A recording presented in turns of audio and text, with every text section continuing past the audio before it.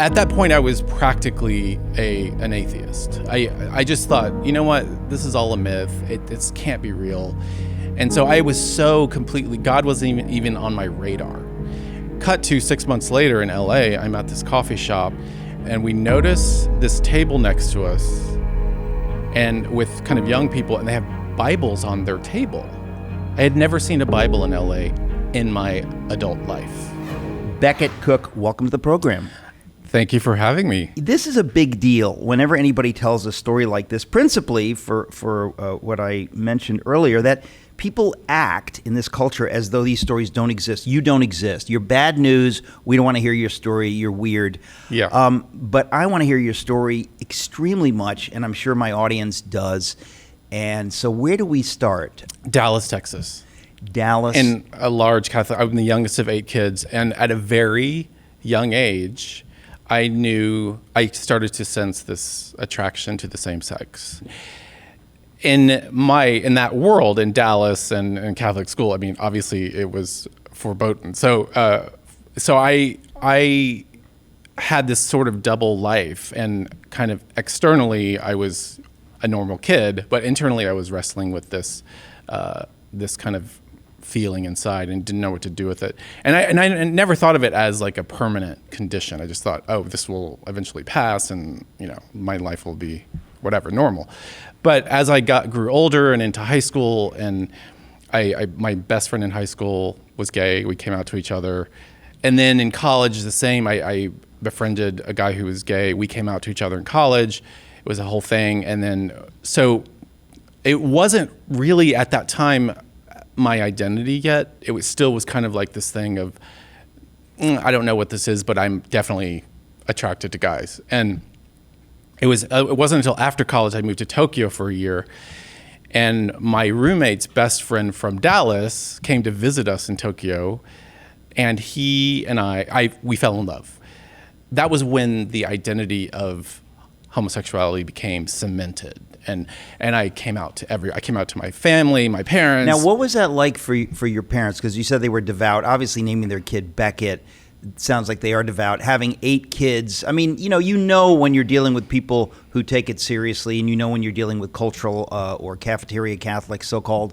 That must have been tough for your parents. It actually wasn't tough, strangely enough. My brother became an evangelical Christian. He was like the Martin Luther in my family, and kind of led this this Reformation in my family. And that was much more difficult for my parents than me coming out as gay to them. Wow. So when I came out to my parents as gay, they were like, "Oh, thank God he's not Protestant." Exactly. And that is very funny. I know.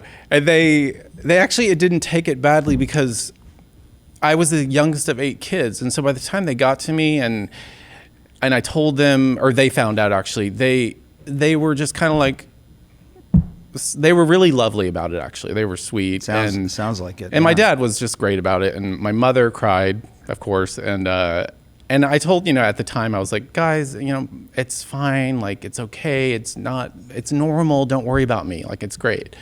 And, but yeah, they were pretty great about it. I moved to LA, so I was in this group of friends, and we kind of had this fun life, and there were 2 goals in our life. So everyone had the same goals. To make a mark on this world and do something really fabulous. Right. And to find true love. And that's all we did all the time. And we went to parties, we went to premieres, we went to Golden Globes, Oscars, Emmys, like Vanity Fair parties. And I went to fashion weeks in New York and Paris all the time. And I had kind of a really fun life in LA.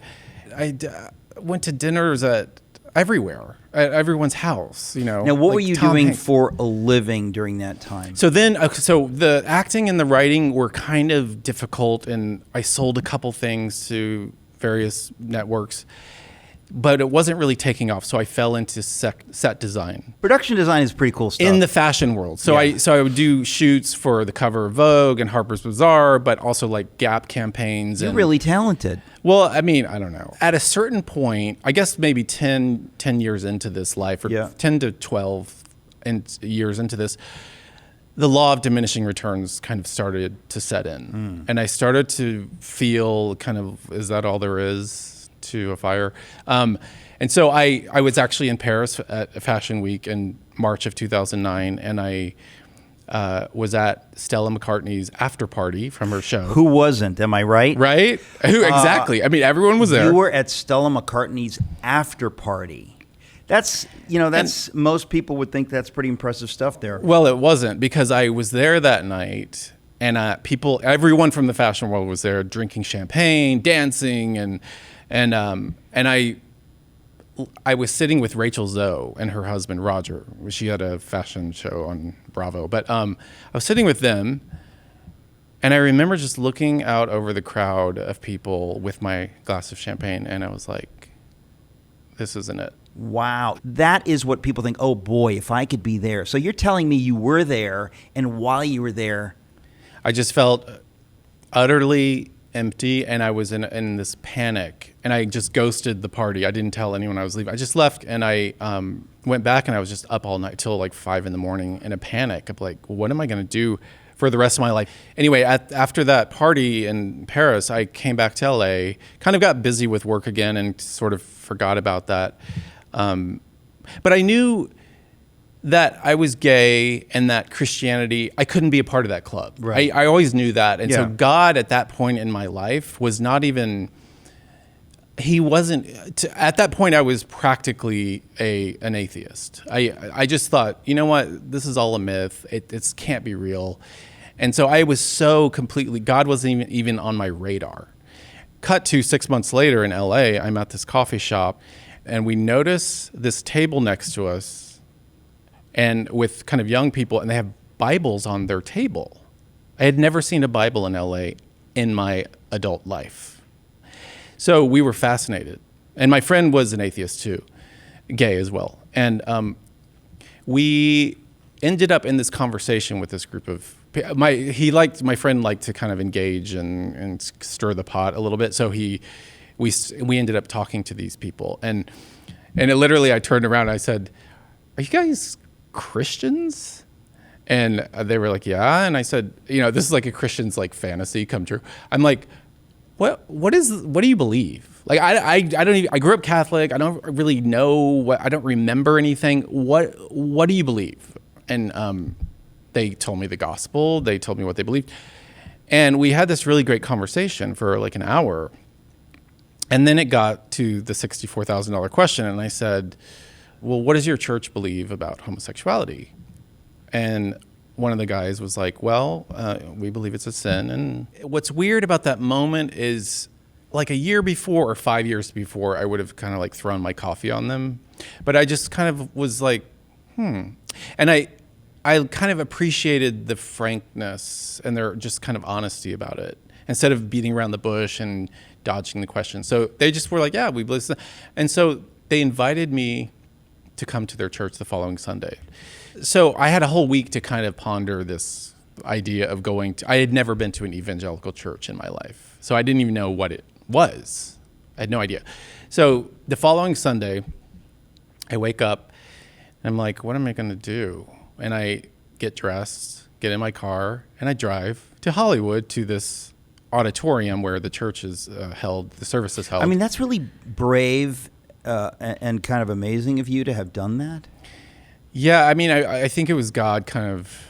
Well, I'm sure it was. Pulling me. Nonetheless, God cannot force us to do what we don't want to do. But it was weird. It felt almost like that though. It's like I was in my car and I'm like, I guess I'm going. So I walk into this auditorium, and I'm used to kind of like stained glass windows and smoke and bells and whistles from like the Catholic and church. cassocks. And so I walk in, and it's this just plain auditorium, very spare, and it was kind of refreshing to me. I'm like, oh, this is kind of nice. And then I heard the Christian worship band was playing. So I walk in, I hear the Christian music, and I'm like, oh my gosh, I forgot about Christian music. Like, ugh. And then I was like, wait a minute, it's not bad. And so I just found a seat. No, I didn't meet anyone there. I just went by myself, found a seat near the front. The pastor comes out, Tim Chaddick. He's preaching the gospel for an hour. And I'm literally everything he's saying, every sentence, every word he's saying is resonating as truth in my heart and in my mind, and I don't know why. And I'm like, what is going on? And I'm literally on the edge of my seat. And I don't want him to leave the stage. I want him to continue preaching. And he finally, leaves, and he says, there's people on the sides of the church if you want prayer for anything, blah, blah, blah, in the prayer ministry. And then the worship music comes on for another 30 minutes. So there was this moment, I'm like, should I go there and ask for prayer? If I do, it's humiliating, and like people are probably watching me that invited me here. And I was like, whatever, I'm just gonna go, I'm here. So I walk over to the side, I go up to this guy, and I'm like, hey, I'm here, I don't know what I believe, but I'm here. And he said, let me pray for you. And he prayed for me, and it was so lovely, and it seemed really intense and very long. And he prayed for me, and I was like, how does this straight dude love me so much? And it just felt very loving. And then he finished his prayer. I went back to my seat. I'm sitting in my seat. The worship music is playing for another 25 minutes. So I'm sitting in my seat, processing the sermon, the prayer, the music, and all of a sudden, the Holy Spirit's like God revealed himself to me in that moment.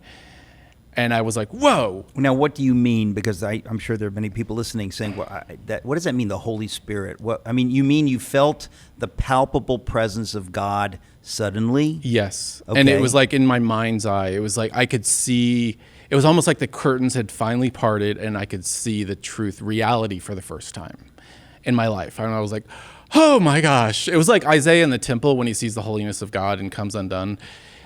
I came undone. I started absolutely bawling and couldn't, uncontrollably for the next 25 minutes, couldn't stop crying.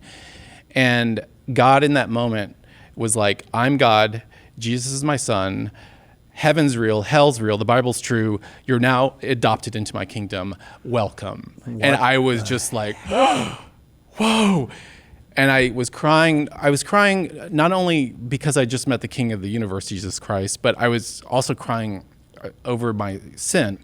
So I had this kind of supernatural encounter with God. It wasn't kind of supernatural. It was major supernatural. It was definitively supernatural. It was like Paul wrote to Damascus kind of stuff. I mean, it was that intense. It was that intense. It was that intense. Now, were there people around you wondering if you're okay? Yeah, that's funny because there were people actually got very concerned about me because I was retching. I mean, I was crying so hard that people thought they needed to call someone.